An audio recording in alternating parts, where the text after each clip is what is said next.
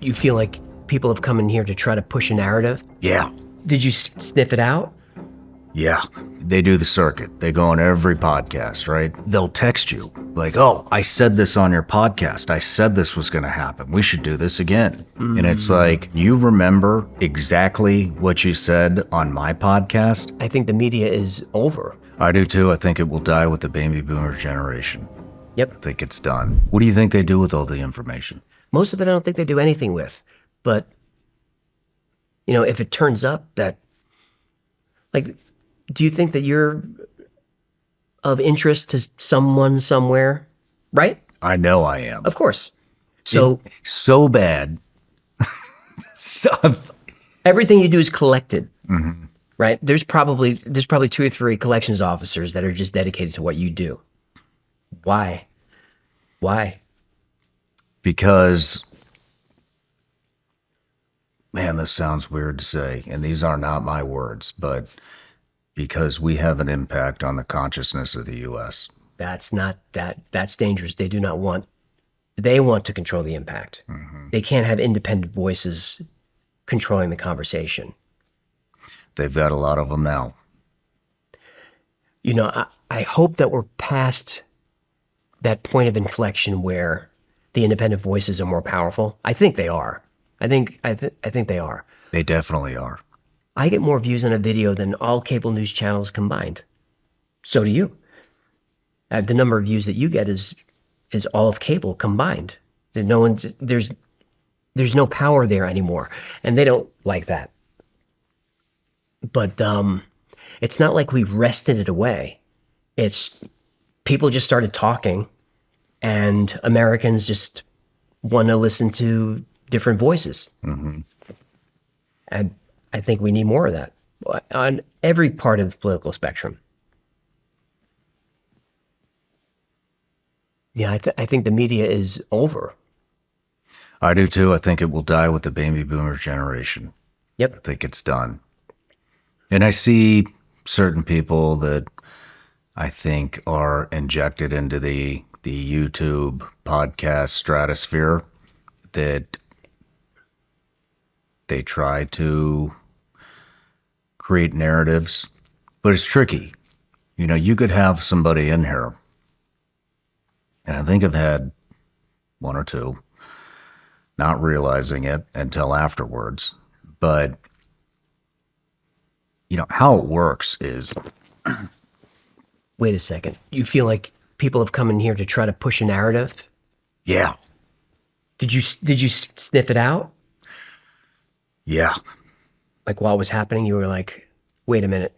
I've had interviews that I never released. I didn't know that. Yeah, I've had a couple, not very many, but you know, when I was asking you about, do you feel that you take on a tremendous responsibility? I feel that I have a great responsibility when I'm diving into corruption, exposing something, exposing evil, whatever it may be. You know, you have to fucking be careful with that, because you know, people base decisions off what is said in here. And I remember one specific example. I had a guy come on and he was talking about a lot of COVID stuff. And I told you at breakfast, I don't like diving into COVID because everybody was talking about it. I don't really have anything new to bring to the table. Right. You know, and there's a couple, January 6th is another one. I don't really feel, there's so many people on that I don't feel that I don't bring anything to the table that hasn't already been said. Also, I mean, with that specific event, J6, I mean, I think everybody was wrong. Yep.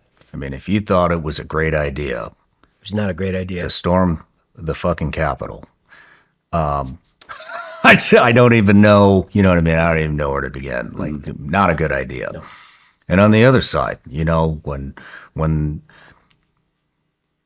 he asked, you know, for National Guard and was denied, I mean, No one talks about that. yep, that was, there's a whole nother, that's wrong, you know. And so I don't think there's any good that came from either side on that. I think that entire event was a black eye on America. But and now I forgot where I was going with this because we We're talking about people coming in here with an agenda. And so how it works, I mean, you could have somebody sit in here for 8 hours, 4 hours, 5, whatever. They may only have one specific sentence in that 5-hour interview that they want this person to say, and it's going to be a banger. And the other thing that could happen is they will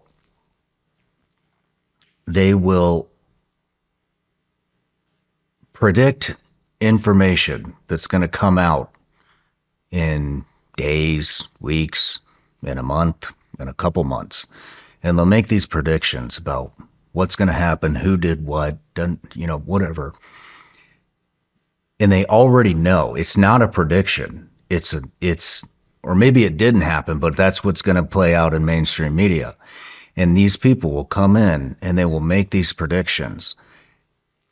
And some of these guys and girls will go, they do the circuit. They go on every podcast, right? They go on all the podcasts and they'll text you like, oh, I said this on your podcast. I said this was going to happen. We should do this again. And it's like, you must have been on 20 fucking podcasts in the past month, and you remember exactly what you said on my podcast. I don't remember what the hell I said yesterday, but Right. You're here to remind me that you predicted this on my fucking show, and now you want to come on again. And then another one, and then another one. And it's like, I see what's happening here. You can't give an example, right?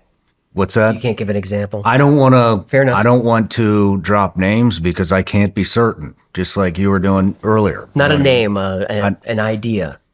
Yeah, I don't. I mean, that would give it away. Fair enough. So I don't, because if that person didn't do that, then I destroy. Not pressing. You know what I mean? And so I really try to only talk about things. If I'm gonna articulate it, I want it to be true. To the best of my knowledge. And I don't, this is an inclination. This is a feeling, knowing how things work. I've contracted for intelligence agencies at a very low level, but it wasn't like you don't get access to everything and be like, oh, I got a TS clearance now, so I can just dive into whatever I want. No, that's not how it works. And so the stuff that I knew was very, it was very localized to exactly what I was a part of overseas in Afghanistan, Iraq, those Middle East type stuff. But but I'm quick and I see how it works, and I've seen how it works in other countries. And so when I start picking up on it, I'm like, no, you're not coming back on. No way. Too many predictions came true. There's no way you could have known that. And there's no way out of the 20 podcasts you just did in the past month that you remember exactly what the fuck you talked about on my show. This smells weird. So not doing it again. And, I'm with so that's the point. That's the point. It doesn't mean the whole duration of the interview is the message that's trying to be sent. It could be one sentence, or it could just be, let's establish this guy's credibility so that all the podcasts want the breaking news, right? And so I'm slow, but I'm in tune, and I know how things work to a certain extent. Not very much, but I can pick up on things. And the other thing that people are really good at is manipulating information. Politicians are amazing at it. Statistics only go so far. There's all kinds of sets of statistics that may be true, but there's nuance behind it. And so with the COVID thing, I was interviewing this guy, and he kept saying, hey, COVID was developed in a lab, University of North Carolina. It was patented before COVID ever came out.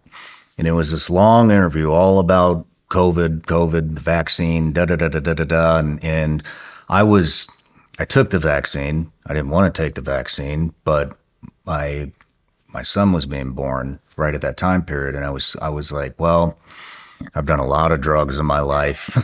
How bad could this be? and if those didn't kill me, and I've seen a lot of combat and I've done a lot of dangerous shit, right? And if none of that killed me, then this stupid little vaccine isn't going to kill me either. And it hasn't. And I don't have any heart problems, at least not yet.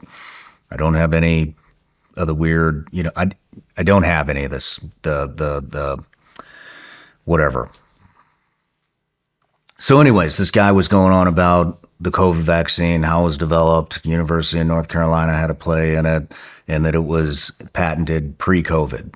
But every time he would say it was COVID-19, COVID-19, COVID-19, when he would say the vaccine was patented, he would say the SARS vaccine was patented pre-COVID. Well, if you look, there's like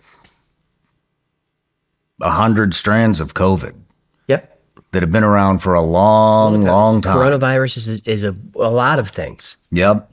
And so when he kept saying SARS, and I didn't pick up on it right off the bat, it wasn't until after the interview, and I called, Darren in there, and I was like, we can't release it. And he's like, this is so good. This is so good.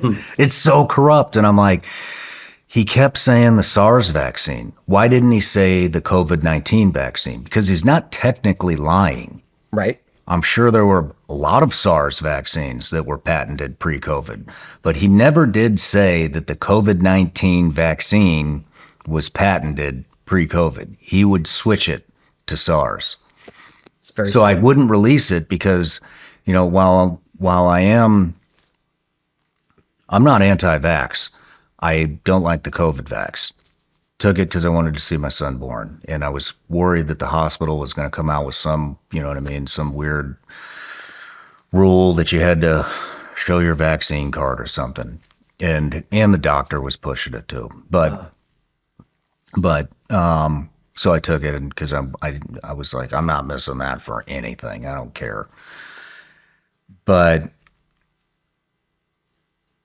when you put something like that out, then people start to they use that in their decision-making process. And I don't want to be the guy that's putting out false information or platforming somebody that's putting out that kind of information that's going to dictate how somebody makes a decision on whether they're going to get the vaccine or not. I mean, it is what it is. It wasn't the numbers that were reported, but people were dying from it. Yep. And I don't want somebody to die because they didn't take something that may have, probably not. I mean, I got COVID right after I took the fucking vaccine. Of course. They couldn't even figure out how to test for it. It's like, well, let's take another one. Well, this one's non-conclusive. Therapeutic.